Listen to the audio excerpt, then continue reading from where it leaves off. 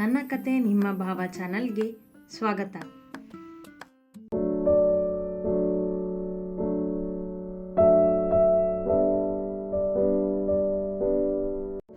ತಾವು ಹೇಳಿದಂತೆಯೇ ಅಮೃತ ಇರುವ ಆಶ್ರಮಕ್ಕೆ ಹೋಗಿದ್ದರು ಶರಾವತಿ. ಅಂದು ಬೆಳಗ್ಗೆ ಆಯುಷ್ ಕೂಡ ಅವರ ಜೊತೆ ಹೋಗಿದ್ದ. ಭಾರ್ಗವ್ ಆಫೀಸಿನ ಕೆಲಸ ಹೆಚ್ಚಿರುವುದರಿಂದ ಬಂದಿರಲಿಲ್ಲ. ಅಮೃತ ಅಂದು ಆಫೀಸ್ಗೆ ತಡವಾಗಿ ಹೋಗಲು ನಿರ್ಧರಿಸಿ ಅವರಿಬ್ಬರಿಗೂ ಆಶ್ರಮದ ಪರಿಚಯ ಹೇಳುತ್ತಿದ್ದಳು. ಶರಾವತಿ ಎಲ್ಲವನ್ನೂ ನೋಡಿ ಆಶ್ರಮಕ್ಕೆ ಸಹಾಯ ಮಾಡುವ ಯೋಚನೆ ಮಾಡುತ್ತಾ ಆಶ್ರಮದ ಮುಖ್ಯಸ್ಥೆ ವೀಣಮ್ಮನ ಬಳಿ ಬಂದರು. ಅಮೃತ ಪರಿಚಯ ಮಾಡಿಕೊಟ್ಟಳು ಒಬ್ಬರಿಗೊಬ್ಬರನ್ನು. ಅಮೃತ ನಮ್ಮನೆ ಸೊಸೆ ಆಗೋದಕ್ಕೆ ನಮ್ಗೊಪ್ಪಿಗೆ ಇದೆ, ಅದನ್ನು ಅವಳು ನಿಮ್ಮ ಹತ್ರ ಮಾತಾಡೋದಕ್ಕೆ ಹೇಳಿದ್ಲು ಎಂದರು ಶರಾವತಿ ವೀಣಮ್ಮನ ಮುಂದೆ ಕುಳಿತು. 60 ವರ್ಷದ ವೃದ್ಧೆ ಅವರು. ಆಯುಷ್ ಶರಾವತಿಯವರ ಪಕ್ಕದಲ್ಲಿ ಕುಳಿತಿದ್ದ. ಅಮೃತ ನಿಂತಿದ್ದಳು ಅಲ್ಲೇ. ನಮ್ಮ ಅಮೃತ ನಿಮ್ಮಂಥ ದೊಡ್ಡ ಮನೆಯವರಿಗೆ ಸೊಸೆಯಾಗಿ ಹೋಗೋದು ತುಂಬ ಖುಷಿ ನಮಗೆ. ಇದಕ್ಕೆ ನಮ್ಮಿಂದ ಏನೂ ತೊಂದರೆ ಇಲ್ಲ. ತುಂಬ ಒಳ್ಳೆ ಹುಡುಗಿ ಅವಳು. ಆಶ್ರಮದಲ್ಲಿ ಎಲ್ರಿಗೂ ಅವಳು ಅಂದರೆ ಇಷ್ಟ. ಖುಷಿಯಿಂದ ಗೌರವದಿಂದ ಮಾತನಾಡಿದರು ಅವರು. ನಮಗೂ ಅವಳು ಸೊಸೆಯಾಗಿ ಸಿಕ್ಕಿರೋದು ಖುಷಿನೇ. ನಮಗೆ ಬಡತನ ಸಿರಿತನ ಮುಖ್ಯ ಅಲ್ಲ, ಒಳ್ಳೆ ಮನುಷ್ಯತ್ವ ಮುಖ್ಯ ಎಂದರು ಶರಾವತಿ. ತುಂಬ ದೊಡ್ಡ ಮನಸ್ಸು ನಿಮ್ಮದು. ಹಾಗೆ ಆಶ್ರಮನ ನೋಡಿದೆ, ತುಂಬ ಒಳ್ಳೆ ಕೆಲಸ ಮಾಡ್ತಿದ್ದೀರಾ ನೀವು. ನಮ್ಮಿಂದ ನಿಮಗೆ ಏನೇ ಸಹಾಯ ಬೇಕಿದ್ರೂ ಕೇಳಿ ಮಾಡ್ತೀನಿ. ಹಾಗೆ ಈಗ ಆಶ್ರಮದಲ್ಲಿ ಮಲ್ಗೋಕೆ ಬೆಡ್ ಸರಿಯಾಗಿಲ್ಲ ಅಂತ ಗೊತ್ತಾಯಿತು, ಅದ್ರ ವ್ಯವಸ್ಥೆ ನಾನು ಮಾಡಿಸ್ತೀನಿ ಎಂದರು. ಸಮಾಜ ಕಾರ್ಯಗಳಲ್ಲಿ ಮತ್ತೊಬ್ಬರಿಗೆ ಒಳ್ಳೆಯದಾಗುವಲ್ಲಿ ಎಂದೂ ಇಲ್ಲವೆನ್ನುವುದಿಲ್ಲ ಅವರು. ಹಾಗೆ ಆಗಲಿ, ತುಂಬ ಧನ್ಯವಾದ ನಿಮಗೆ. ಆ ದೇವರು ನಿಮ್ಮನ್ನು ಖುಷಿಯಾಗಿಟ್ಟಿರಲಿ ಹರಸಿದರು ವೀಣಮ್ಮ. ಅವರ ಆಶೀರ್ವಾದದೊಂದಿಗೆ ಶರಾವತಿ ಮತ್ತು ಆಯುಷ್ ಅಲ್ಲಿಂದ ಆಫೀಸಿನ ದಾರಿ ಹಿಡಿದಿದ್ದರು. ಅಮೃತ ಕೂಡ ತನ್ನ ಕೆಲಸಕ್ಕೆ ಹಾಜರಾಗಲು ನಡೆದಿದ್ದಳು. ಪೂರ್ಣ ಬೆಳಗ್ಗೆಯಿಂದ ಮಧ್ಯಾಹ್ನದವರೆಗೂ ಅಂಗಡಿಯಲ್ಲೇ ಇದ್ದಳು. ಮಧ್ಯಾಹ್ನ ಊಟದ ಹೊತ್ತಿಗೆ ಮನೆಗೆ ಬಂದರೆ ಮತ್ತೆ ಅಂಗಡಿಗೆ ಹೋಗಬೇಡ ಎಂದಿದ್ದರು ವರುಣ ಅವಳಿಗೆ. ಅವರ ಮಾತಿನಂತೆಯೇ ಆಗಲೆಂದು 3 ಗಂಟೆಯವರೆಗೂ ಅಂಗಡಿಯಲ್ಲೇ ಇದ್ದವಳು ನಂತರ ಮನೆಗೆ ಹೊರಟು ನಿಂತಿದ್ದಳು. ಇನ್ನೇನು ಸ್ಕೂಟಿ ಹತ್ತಬೇಕೆನ್ನುವಷ್ಟರಲ್ಲಿ ರಿಂಗಾಯಿತು ಫೋನ್. ನಿಂತಲ್ಲೇ ತೆಗೆದು ನೋಡಿದಳು. ಅಹಂಕಾರಿ ಎಂದಿತ್ತು. ಇಷ್ಟೊತ್ತಿನಲ್ಲಿ ಇವನ್ಯಾಕೆ ಕಾಲ್ ಮಾಡ್ತಿದ್ದಾನೆ? ಏನಾದರೂ ಒಂದು ಇದ್ದೇ ಇರುತ್ತೆ ಇವನದ್ದು, ನನ್ನನ್ನು ಕಾಡ್ಸೋಕ್ಕೆ. ಇವನ ಜೊತೆ ಮಾತಾಡೋದೇ ಬೇಡ ಎಂದುಕೊಂಡವಳು ಕಾಲ್ ರಿಸೀವ್ ಮಾಡದೆ ಫೋನ್ ಬ್ಯಾಗಿನಲ್ಲಿ ತುರುಕಿ ಸ್ಕೂಟಿ ಹತ್ತಿದಳು. ರಸ್ತೆಗಿಳಿಯುತ್ತಿದ್ದಂತೆ ಮತ್ತೆ ರಿಂಗಾಯಿತು. ಅವನದ್ದೇ ಕರೆ ಎಂದು ರಿಸೀವ್ ಮಾಡದೆ ಮನೆಯ ದಾರಿ ಹಿಡಿದಾಗ ಮೇಲಿಂದ ಮೇಲೆ ಕರೆ ಬರಲು ಶುರುವಾಯಿತು. ನಾನು ಮಾತಾಡೋವರೆಗೂ ಇವನು ಬಿಡೋದಿಲ್ಲ ಅಂತ ಕಾಣುತ್ತೆ, ಮನೆಗೆ ಹೋಗೋದಕ್ಕೂ ಮೊದಲೇ ಮಾತಾಡ್ತೀನಿ ಎಂದವಳು ರಸ್ತೆಯ ಬದಿಗೆ ಸ್ಕೂಟಿ ನಿಲ್ಲಿಸಿ ಫೋನ್ ತೆಗೆದು ರಿಸೀವ್ ಮಾಡಿದಳು. ಏಯ್ ಶುಗರ್ಲೆಸ್, ಕಾಲ್ ಮಾಡಿದರೆ ಪಿಕ್ ಮಾಡೋಕ್ಕಾಗೋದಿಲ್ವೇನೆ ನಿನಗೆ? ಏನು ಮಾಡ್ತಿದ್ದೆ? ಜೋರು ಮಾಡಿ ಕೇಳಿದ. ಅವಳು ಬೇಗ ಕರೆ ರಿಸೀವ್ ಮಾಡದಿದ್ದಕ್ಕೆ ಕೋಪ ಬಂದಿತ್ತು ಅವನಿಗೆ. ನನಗೆ ಕೆಲಸ ಇರುತ್ತೆ, ಕೆಲಸ ಬಿಟ್ಟು ನಿನ್ನ ಜೊತೆ ಮಾತಾಡ್ತಾ ಕೂತ್ಕೋಬೇಕಾ? ಅವನಷ್ಟೇ ಜೋರು ಮಾಡಿದಳು ಇವಳು. ಓ, ಏನೋ ಇಂಟರ್ನ್ಯಾಷನಲ್ ಮೀಟಿಂಗ್ನಲ್ಲಿದ್ದೇನು? ಅಣಕಿಸಿದ. ಇಲ್ಲ, ಮೈಸೂರಿನ ಕಿಂಗ್ ಅಂದ್ಕೊಂಡಿರೋ ಭಾರ್ಗವ್ ಶರ್ಮನ ಅಹಂಕಾರನ ಮುರಿಯೋದು ಹೇಗೆ ಅಂತ ಯೋಚನೆ ಮಾಡ್ತಿದ್ದೆ ಎಂದಳು ಅವನಂತೆಯೇ ಅಣಕಿಸುತ್ತಾ. ನನ್ನ ಅಹಂಕಾರ ಮುರಿತೀಯೇನೆ ನೀನು? ಗಟ್ಟಿಯಾಗಿ ಕೇಳಿದನವ. ಹೌದು, ಅದನ್ನು ಬಿಟ್ಟು ಯಾಕೆ ಕಾಲ್ ಮಾಡಿದ್ಯಾ ಹೇಳು ಎಂದಳು. ಸಂಜೆ ಪಾರ್ಟಿಗೆ ಬೇಗ ಬಾ ಅಂತ ಹೇಳೋದಕ್ಕೆ ಕಾಲ್ ಮಾಡಿದೆ ಎಂದ ಕೋಪ ಬಿಟ್ಟು ಅವಳನ್ನು ಕಾಡುವಂತೆ. ಯಾಕೆ? ನಾನು ಯಾಕೆ ಬೇಗ ಬರಬೇಕು? ಅರ್ಥವಾಗದೆ ಕೇಳಿದಳು. ನಿನ್ನನ್ನು ಕಾಡೋದಕ್ಕೆ ಟೈಮ್ ಬೇಕಲ್ಲ ನನಗೆ, ಅದಕ್ಕೆ ಎಂದ ಅಣಕಿಸುವಂತೆ. ಮಾತನಾಡದೆ ಮುಖ ಊದಿಸಿಕೊಂಡವಳು ಅವನಿಗೆ ಕಾಣುವಳೇನು? ಯಾಕೆ ಸುಮ್ಮನಿದ್ಯಾ? ಮಾತಾಡು. ಇವತ್ತು ಎಲ್ಲರ ಮುಂದೆ ನಿನ್ನನ್ನು ಎಷ್ಟು ಗೋಳಾಡಿಸ್ತೀನಿ ನೋಡ್ತಿರು ನೀನು. ನನ್ನ ಅಹಂಕಾರ ಮುರಿತೀಯಾ? ನಿನ್ನ ಕೊಬ್ಬನ ಕರಗಿಸ್ತೀನಿ ನಾನು, ನೋಡ್ತಿರು ಎಂದ ಗರ್ವದಿಂದ. ನೀನು ನನ್ನನ್ನು ಗೋಳಾಡಿಸುವಾಗ ನಾನೇನು ಸುಮ್ಮನೆ ಕುತ್ಕೊಂಡಿರ್ತೇನೆ ಮಿಸ್ಟರ್ ಭಾರ್ಗವ್ ಶರ್ಮಾ? ಯಾರು ಯಾರನ್ನ ಕಾಡಿಸ್ತಾರೆ, ಯಾರ ಕೊಬ್ಬು ಕರಗುತ್ತೆ ಅಂತ ನೋಡೋಣ. ಈಗ ಫೋನ್ ಇಡು, ನಾನು ಮನೆಗೆ ಹೋಗ್ತಿದ್ದೀನಿ. ಸಂಜೆ ಪಾರ್ಟಿಗೆ ಬೇಗ ಬರಬೇಕಲ್ಲ ನಾನು ನಿನ್ನನ್ನು ಕಾಡಿಸೋದಕ್ಕೆ. ಬಾಯ್ ಎಂದು ಅವನಂತೆಯೇ ಕಾಡುವಂತೆ ಎಂದವಳು ಕಾಲ್ ಕಟ್ ಮಾಡಿ ಸ್ಕೂಟಿ ಹತ್ತಿ ಮನೆಯ ದಾರಿ ಹಿಡಿದಳು. ಇಡಿಯಟ್, ಅದೆಷ್ಟು ಕೊಬ್ಬು ಇವಳಿಗೆ, ಬಿಡಲ್ಲ ಕಣೆ ನಾನು ನಿನ್ನನ್ನು ಸುಮ್ಮನೆ ಎಂದುಕೊಂಡ ಭಾರ್ಗವ್ ತನ್ನ ಕೆಲಸದತ್ತ ಗಮನ ಕೊಟ್ಟ. ಡ್ರೆಸ್ ಹಾಕೋಬೇಡ, ಸೀರೆನೇ ಉಟ್ಕೋ ಎಂದು ಹಠ ಮಾಡಿ ಲಕ್ಷ್ಮಜ್ಜಿ ಪೂರ್ಣಳಿಗೆ ಸೀರೆ ಉಡುವಂತೆ ಮಾಡಿದ್ದರು. ಹೋಗ್ತಿರೋದು ಪಾರ್ಟಿಗೆ, ಡ್ರೆಸ್ ಹಾಕೋ ಅಕ್ಕ ಎಂದು ಜಗದೀಶ ಎಷ್ಟೇ ಹೇಳಿದರೂ ಅಜ್ಜಿ ಕೇಳಿರಲಿಲ್ಲ. ಕೊನೆಗೆ ಅಜ್ಜಿಯ ಹಠವೇ ಗೆದ್ದಿತ್ತು. ತಿಳಿ ಬೂದು ಬಣ್ಣದ ಜೊತೆ ಕಪ್ಪು ಮಿಶ್ರಿತವಿರುವ ಹಗುರ ಸೀರೆ ಉಟ್ಟವಳು ತನ್ನ ಉದ್ದ ಕೂದಲನ್ನು ಕ್ಲಿಪ್ಪಿನಲ್ಲಿ ಬಂಧಿಸಿದ್ದಳು. ಅದೇನೋ ಕೂದಲನ್ನು ಜಡೆ ಕಟ್ಟದೆ ಗಾಳಿಗೆ ಬಿಡುವುದೆಂದರೆ ಖುಷಿ ಅವಳಿಗೆ. ಕೈಯಲ್ಲಿ 1-2 ಗಾಜಿನ ಬಳೆಗಳು, ಕೊರಳಲ್ಲಿ ಚಿನ್ನದ ಸರ, ಅದೇ ಚಿಕ್ಕ ಓಲೆಗಳು ಕಿವಿಯಲ್ಲಿ. ಹೆಚ್ಚು ಅಲಂಕಾರವಿಲ್ಲದೆ ಆಡಂಬರವಿಲ್ಲದೆ ತಯಾರಾದಳು ಪೂರ್ಣ. ಸಂಜೆ 6 ಗಂಟೆಯ ಹೊತ್ತಿಗೆ ಕಾರ್ ಬಂದು ಮನೆಯ ಮುಂದೆ ನಿಂತಿತ್ತು. ಅವಸರಿಸುತ್ತಾ ಎಲ್ಲರೂ 10 ನಿಮಿಷ ತಡವಾಗಿಯೇ ಕಾರ್ ಹತ್ತಿದ್ದರು. ಪೂರ್ಣಳಿಗೆ ಭಾರ್ಗವನ ಮೇಲಿನ ಕೋಪಕ್ಕೆ ಏನೂ ಮಾಡುವ ಮನಸ್ಸಿಲ್ಲದಿದ್ದರೂ ಅಜ್ಜಿ, ಗಿರಿಧರ್ ಮತ್ತು ವರ್ಣಾರವರ ಮಾತಿಗೆ ಬೆಲೆ ಕೊಟ್ಟಾದರೂ ಎಲ್ಲವನ್ನೂ ಮಾಡಲೇಬೇಕಿತ್ತು. ಅಲ್ಲದೆ ಆ ಮದುವೆ ತನ್ನ ವಿರುದ್ಧ ನಡೆಯುತ್ತಿದೆ ಎಂದು ಅವರಿಗೆ ಗೊತ್ತಾಗಬಾರದಲ್ಲವೇ? ಸಂಜೆಯ ಟ್ರಾಫಿಕ್ ದಾಟಿ ರೆಸ್ಟೋರೆಂಟ್ ಮುಂದೆ ಕಾರ್ ನಿಂತಾಗ 7 ಗಂಟೆಯೇ ಆಗಿತ್ತು. ಊರಿನ ಕೊನೆಯ ರಸ್ತೆಗಳಲ್ಲಿರುವ ದೊಡ್ಡದಾದ ರೆಸ್ಟೋರೆಂಟ್ ಅದು.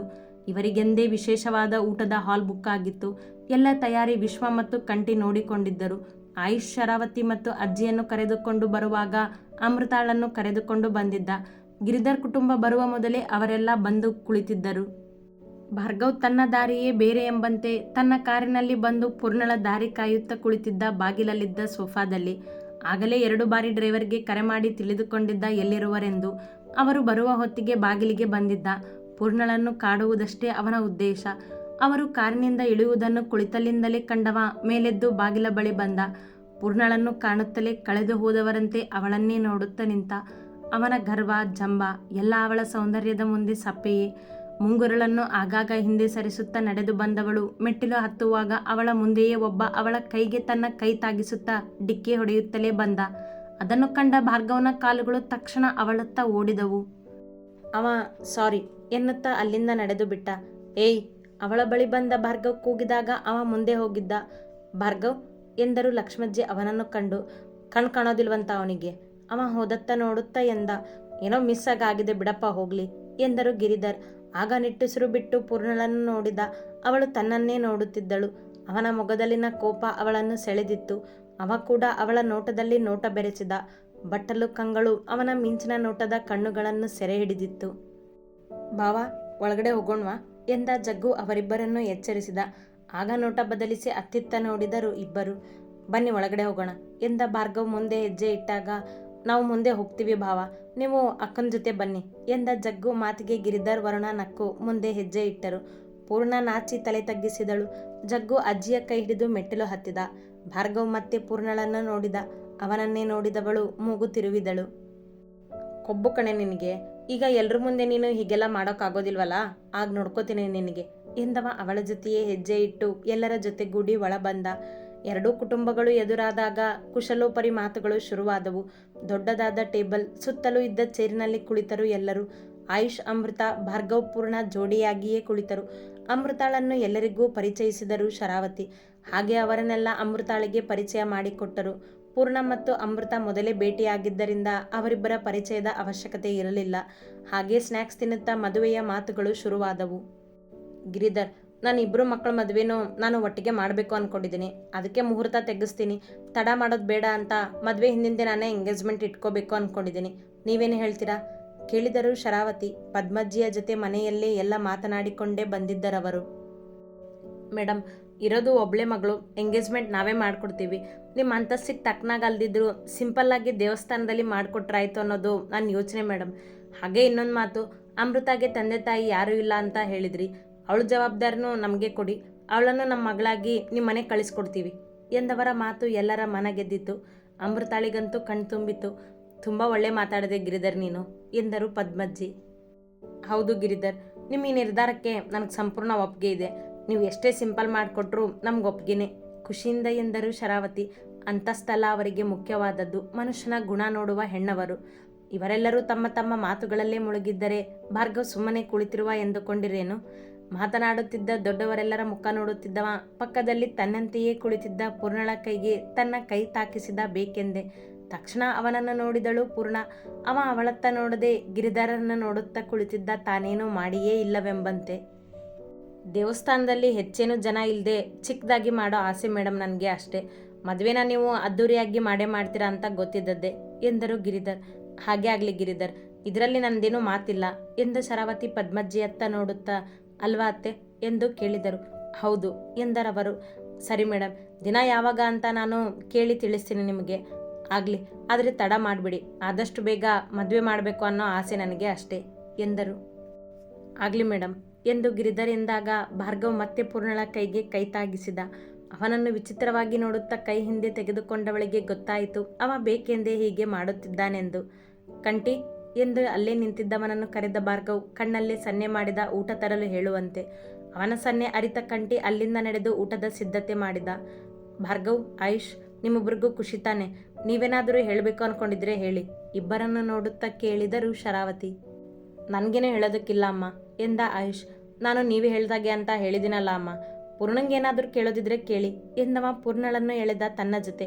ಅವನ ಮಾತಿಗೆ ತಕ್ಷಣ ಎಚ್ಚೆತ್ತ ಪೂರ್ಣ, ನನಗೇನೂ ಇಲ್ಲ ಆಂಟಿ ಹೇಳೋದಕ್ಕೆ ಎಂದಳು ಮೆತ್ತಗೆ. ಅವಳ ಮಾತಿಗೆ ಒಪ್ಪಿ ಅಮೃತಾಳನ್ನು ನೋಡಿದ ಶರಾವತಿ, ಅಮೃತ ನಿನಗೇನಾದರೂ ಹೇಳೋದಕ್ಕಿದ್ರೆ ಹೇಳು ಎಂದರು. ನನಗೂ ಏನಿಲ್ಲ ಮೇಡಮ್ ಹೇಳೋದಕ್ಕೆ, ನೀವೆಲ್ಲ ಹೇಗೆ ಹೇಳ್ತಿರೋ ಹಾಗೆ. ಗಿರಿಧರ್ ಅಂಕಲ್ ನನ್ನನ್ನು ಮಗಳಾಗಿ ನೋಡ್ಕೋತೀನಿ ಅಂದಿದ್ದಕ್ಕೆ ನನಗೆ ಖುಷಿ ಇದೆ.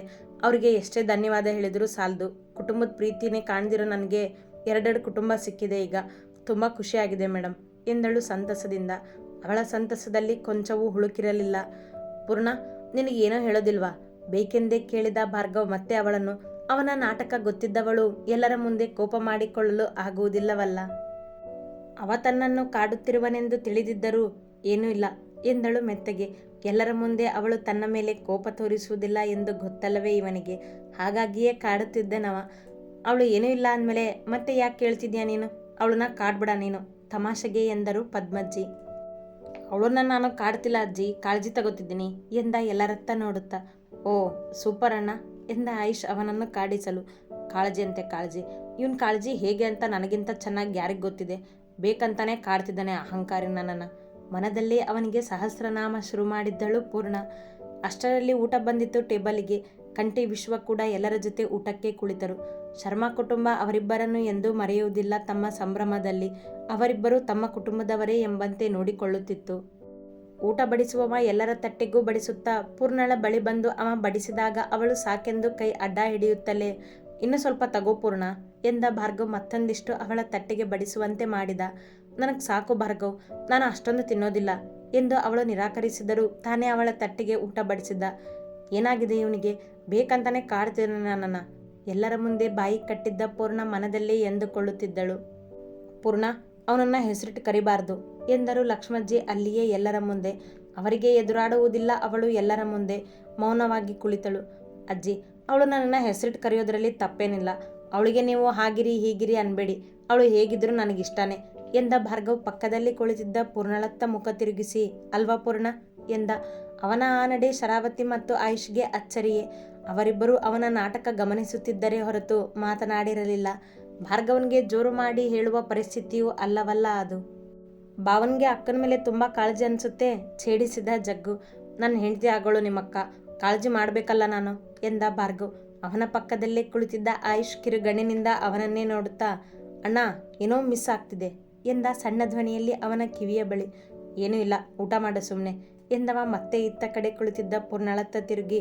ಪೂರ್ಣ, ಊಟ ಮಾಡು, ಏನಾದರೂ ಬೇಕಾದರೆ ಹೇಳು ಎಂದ. ಅತಿ ವಿನಯಂ ಧೂರ್ತ ಲಕ್ಷಣಂ ಅಂತಾರೆ ಎಂದಳು ಪೂರ್ಣ ಒಂದೇ ಮಾತಿನಲ್ಲಿ ಸಣ್ಣ ಧ್ವನಿಯಲ್ಲಿ. ಬಿಡೋದಿಲ್ಲ ಕಣೆ ನಾನು ನಿನ್ನನ್ನು ಅವಳಷ್ಟೇ ಪಿಸು ಧ್ವನಿಯಲ್ಲಿ ಎಂದವ ಊಟ ಶುರು ಮಾಡಿದ. ಇವರಿಬ್ಬರ ಈ ಪಿಸು ಮಾತುಗಳ ಆಟವನ್ನು ಶರಾವತಿ ಗಮನಿಸುತ್ತಿದ್ದರು. ಎಲ್ಲರೂ ಮತ್ತೆ ಮಾತುಗಳಲ್ಲೇ ಊಟ ಮಾಡುತ್ತಿದ್ದರು. ಆಯುಷ್ ಅಮೃತ ಚಂದದಿಂದ ಎಲ್ಲರ ಜೊತೆ ಮಾತನಾಡುತ್ತಾ ಎಲ್ಲರ ಮಾತುಗಳನ್ನು ಆಲಿಸುತ್ತಾ ಊಟ ಮಾಡುತ್ತಿದ್ದರೆ ಭಾರ್ಗವ್ ಪೂರ್ಣಳಿಗೆ, ಪೂರ್ಣ ಅದು ಬೇಕಾ ಇದು ಬೇಕಾ ತಗೋ ತಿನ್ನು ಎಂದು ಒತ್ತಾಯವಾಗಿ ಅವಳ ತಟ್ಟೆಗೆ ಬಡಿಸುವಲ್ಲೇ ಇದ್ದ. ಅವಳು ಬೇಡವೆಂದರೂ ಬಿಡದೆ ಅವಳ ತಟ್ಟೆಗೆ ಬಡಿಸಿ ಸುಮ್ಮನಾಗುತ್ತಿದ್ದ. ತಾನು ಮಾತ್ರ ಒಂದು ರೊಟ್ಟಿ ದಾಲ್ ಹಾಕಿಕೊಂಡಿದ್ದ ತಟ್ಟೆಗೆ. ನೋಡುವಷ್ಟು ನೋಡಿದ ಪೂರ್ಣ, ಎಲ್ಲನೂ ನಾನೊಬ್ಳೆ ತಿಂದರೆ ಹೇಗೆ, ನೀವು ತಿನ್ನಿ ಅವನಂತೆಯೇ ನಾಟಕೀಯವಾಗಿ ಎಂದವಳು ಅವನ ತಟ್ಟೆಗೂ ಬಡಿಸಿಯೇ ಬಿಟ್ಟಳು. ತಡ ಮಾಡದೆ. ಈಗ ಸರಿಯಾಗಿ ಮಾಡಿದೆ ಪೂರ್ಣ, ನೀನು ಹೊಟ್ಟೆ ತುಂಬ ತಿನ್ನೋ ಅಂದರೆ ಡಯಟ್ ಅಂತಾನೆ. ನೀನೇ ಅವನಿಗೆ ಸರಿಯಾಗಿ ತಿನ್ನೋದನ್ನು ಕಲಿಸ್ಬೇಕು ಎಂದರು ಪದ್ಮಜ್ಜಿ ಅವನನ್ನೇ ನೋಡುತ್ತಾ. ಹಾಂ ಅಜ್ಜಿ, ಕಲಿಸ್ತೀನಿ ಎಂದು ಎಲ್ಲರಿಗೂ ಕೇಳುವಂತೆ ಎಂದವಳು. ಸರಿಯಾಗಿ ಕಲಿಸ್ತೀನಿ ಈ ಅಹಂಕಾರಿಗೆ ಎಂದಳು ಸಣ್ಣ ಧ್ವನಿಯಲ್ಲಿ ಅವನಿಗಷ್ಟೇ ಕೇಳುವಂತೆ. ಅವಳನ್ನೇ ಕೋಪದಿಂದ ನೋಡಿದ ಭಾರ್ಗವ್, ಶುಗರ್ಲೆಸ್ ಪೂರ್ಣ ಎಂದು ಸಿರಿದ ಗಟ್ಟಿಯಾಗಿ. ಊಟ ಮಾಡಿ ಎಂದಳು ಅವಳು ನಗುತ್ತಲೇ. ಮಾಡ್ತೀನಿ ನಿನಗೆ ಮನದಲ್ಲೇ ಎಂದುಕೊಂಡವ ನಿಮಿಷ ಸುಮ್ಮನೆ ಕುಳಿತ. ಎಲ್ಲರೂ ಊಟ ಮಾಡುತ್ತಿದ್ದರು. ಮನದಲ್ಲೇ ಏನೋ ಹೊಂಚು ಹಾಕಿ ಕುಳಿತಿದ್ದ ಭಾರ್ಗವ್ ಊಟ ಮುಗಿಯುವವರೆಗೂ ಕಾದು ಕುಳಿತ. ಕೊನೆಯಲ್ಲಿ ಎಲ್ಲರೂ ಸೋಡಾ ಕುಡಿಯುವಾಗ ಪೂರ್ಣ ತುಟಿಗೆ ಗ್ಲಾಸ್ ಇಟ್ಟಳಷ್ಟೇ. ಬೇಕೆಂದೇ ಅವಳಿಗೆ ಕೈ ತಾಗಿಸಿ ಸೀರೆಯ ಮೇಲೆ ಚೆಲ್ಲುವಂತೆ ಮಾಡಿಬಿಟ್ಟ ದುರಹಂಕಾರಿ. ತಕ್ಷಣ ಸೀರೆ ಕೊಡವಿಕೊಂಡಳು ಹುಡುಗಿ. ಅಯ್ಯೋ, ನೋಡ್ಕೊಂಡು ಕುಡಿಬೇಕಲ್ವಾ ಪೂರ್ಣ, ನೋಡು ಸೀರೆ ಮೇಲೆಲ್ಲ ಚಲ್ಕೊಂಡ್ಬಿಟ್ಟೆ. ವಾಶ್ರೂಮ್ ತೋರಿಸ್ತೀನಿ ಬಾ, ಕ್ಲೀನ್ ಮಾಡ್ಕೊ, ಇಲ್ದಿದ್ರೆ ಸೀರೆ ಕಲೆ ಆಗುತ್ತೆ ಎಂದವ ತಾನೇ ಮೊದಲು ಮೇಲಿದ್ದ ಅವಳನ್ನು ಕರೆದುಕೊಂಡು ಹೋಗಲು. ಪರವಾಗಿಲ್ಲ, ನಾನು ಮನೆಗೆ ಹೋದ್ಮೇಲೆ ವಾಶ್ ಮಾಡ್ಕೋತೀನಿ ಎಂದಳು ಪೂರ್ಣ ಅವನ ಜೊತೆ ಹೋಗಲಾಗದೆ. ಪರವಾಗಿಲ್ಲ ಪೂರ್ಣ, ಬಾ, ಮನೆಗೆ ಹೋದ್ಮೇಲೆ ಮತ್ತೆ ವಾಶ್ ಮಾಡುವಂತೆ ಎಂದ ಅವಳು ಮೇಲೇಳಲೆಂದು. ಭಾವನ್ಗೆ ನಿನ್ನ ಜೊತೆ ಮಾತಾಡೋದಿರ್ಬೇಕು ಅಕ್ಕ, ಹೋಗು ಎಂದ ಜಗ್ಗು. ನಕ್ಕರು ಎಲ್ಲರೂ. ಅವರ ಮುಂದೆಲ್ಲ ನಾಚಿಕೆ ಪಟ್ಟ ಪೂರ್ಣ ಮೇಲೆದ್ದು ಅವನ ಜೊತೆ ಹೆಜ್ಜೆ ಇಟ್ಟಳು. ಹೊಟ್ಟೆ ತುಂಬ ಊಟ ಮಾಡಿದೆ ತಾನೇ ನೀನು? ಇನ್ನೂ ಏನಾದರೂ ಬೇಕಾದರೆ ಹೇಳು ಶುಗರ್ಲೆಸ್ ಎಂದ ಭಾರ್ಗವ್ ಅವಳ ಜೊತೆಯೇ ನಡೆಯುತ್ತಾ. ಅತಿಯಾಗಿ ಆಡ್ತಿದ್ಯಾ ನೀನು? ಕಾಳಜಿ ಅಂತೆ ಕಾಳಜಿ. ನಿನ್ನ ಕಾಳಜಿ ನನಗೆ ಗೊತ್ತಿಲ್ವಾ? ಎಲ್ಲರ ಮುಂದೆ ಪೂರ್ಣ ಪೂರ್ಣ ಅಂತ ಮಾತಾಡೋದು, ನಾನೊಬ್ಳೇ ಇದ್ದಾಗ ಶುಗರ್ಲೆಸ್ ಅಂತ ಕಾಡೋದು. ಮೊದಲು ನೀನು ಹೊಟ್ಟೆ ತುಂಬ ತಿನ್ನು, ನಾನು ತಿಂದಿದ್ದೀನಿ ಎಂದು ಪಟಪಟನೆ ನುಡಿದಳು ಹುಡುಗಿ.